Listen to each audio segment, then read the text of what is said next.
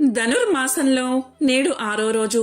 ఈ ధనుర్మాసం నెల రోజులు విష్ణువుని స్తుతిస్తూ ప్రతిరోజు గోదాదేవి రచించిన పాసురాలను వైష్ణవ ఆలయాల్లో పాడతారు. ఈ పాసురాల్లో 6వ పాసురం నుంచి 10 పాసురాల వరకు గోదాదేవి చిరులతో కలిసి పూలను సేకరిస్తూ పల్లె వాతావరణాన్ని వర్ణించే అంశాలు ఉంటాయి.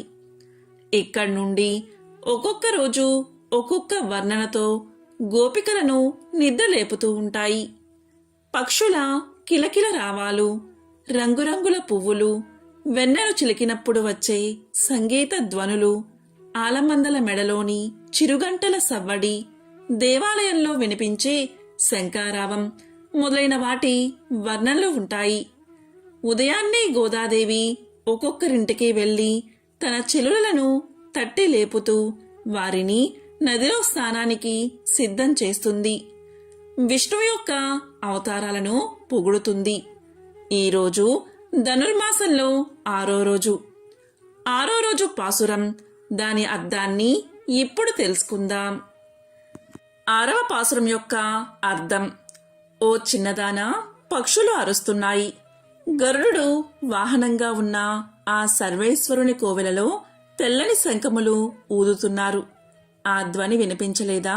పూతన పాలను తాగి ఆమెను సంహరించినవాడు, బండి రూపంలో వచ్చిన రాక్షసుణ్ణి కాలితో తన్ని సంహరించినవాడు, సముద్రంలో శేషశయ్యపై యోగ నిద్రలో ఉన్నవాడును అయినా జగత్తులన్నిటికీ కారణమైన సర్వేశ్వరుణ్ణి మనస్సులో ధ్యానిస్తూ యోగులు మునులు హరి హరి అంటూ మెల్లగా లేస్తున్నారు.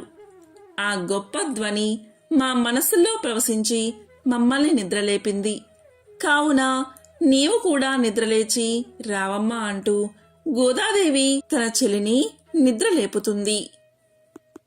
ధనుర్మాస వ్రతంలో చెయ్యవలసినది, పొందవలసినది, దానికి తగిన యోగ్యత మొదలైన వాటి గురించి మొదటి 5 పాసురాల్లోనూ వివరించింది గోదాతల్లి. అందరినీ ఉత్సాహంగా వ్రతంలో పాల్గొనేలా చేసింది.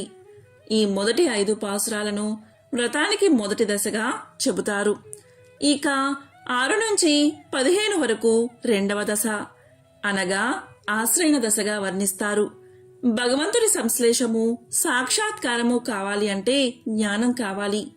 ఆ జ్ఞానాన్ని పొందడానికి ఆచార్య కృప కావాలి. ఆచార్య కృప కావాలి అంటే వారిని ఆశ్రయించాలి.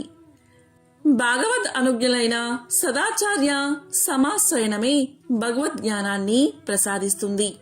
కావున ఈ 10 పాసురాలలో గోదాతల్లి భగవద్ అనుభవాన్ని పొందిన 10 మంది గోపికలను మాతో కలిసి రండి అని, మీ అనుభవాన్ని మాకు పంచండి అని, ఆ భగవదానందాన్ని మీరొక్కరే అనుభవించరాదని, అందరికీ పంచాలి అని గోపికా రూవులు సదాచార్యులైన ఆల్వారు రూపాలను మేలుకొలుపుతుంది గోదాతల్లి. వ్రతంలో అనుభవం లేని ఒక గోపికను నిద్రలేపుతుంది ఈ పాసురంలో. మేలుకో అక్కరో, మేలుకో చెల్లి, కన్నులారా కాదు మనసారా తల్లి, గనగనమని కోవెల గంటలు, బంబమ్మని శంఖనాదములు, కావు కావుమని భక్తుల మొరలు, కావు కావుమని కాకుల కేకలు, ఇన్నిటిలో నీ చెవుల జంటతో కొన్నిటినైనా వినలేదా? విన్నా మెలకువ రాలేదా? చాలు చాలిక నిద్రలేచే ముద్దుల ముద్దు, పాలిండ్లకు విషము పూసిన పూతన ప్రాణం చీల్చి చంపి బండి రాక్షసుని ఎడమ కాలితో ఎగరదన్నిన గండరు గండడు, ఏమీ ఎరగని పాపాయల్లే పాము సెజ్జపై తాపవలించి యోగ నిద్రనే నటిస్తున్నాడు నీ మల్లెనే.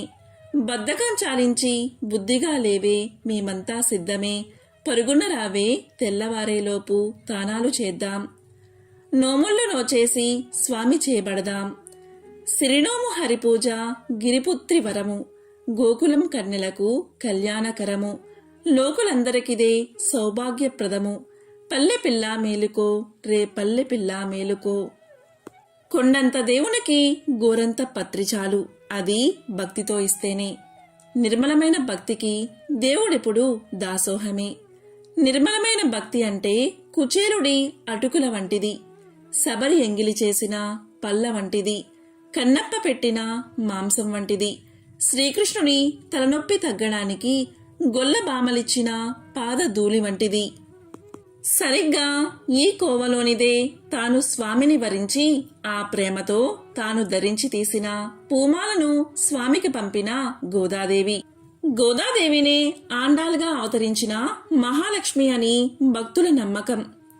సుమారు 1200 ఏళ్ల కిందట స్వామి గురించి గోదాదేవి తన్ని తాను ద్వాపరం నాటి రేపల్లెలోని గొల్లబామగా ఊహించుకుని తమిళంలో రచించి పాడిన 30 పాసురాల మేళవింపైన తిరుప్పావైకి అత్యంత విశిష్ట స్థానముంది. ధనుర్మాసం రాగానే నిత్యం ఒక పాసురాన్ని వైష్ణవ ఆలయంలో వల్లించడం జరుగుతుంది. ఈ 6వ పాసురంలో గోదాదేవి ఒక్కొక్కరింటికి వెళ్లి తన చెల్లులను తట్టి లేపుతూ వారిని నదిలో స్నానానికి సిద్ధం చేస్తుంది. విష్ణువు యొక్క అవతారాలను పొగుడుతుంది. ఇదే 6వ పాసురం యొక్క అర్థం. ఓం నమో నారాయణాయ.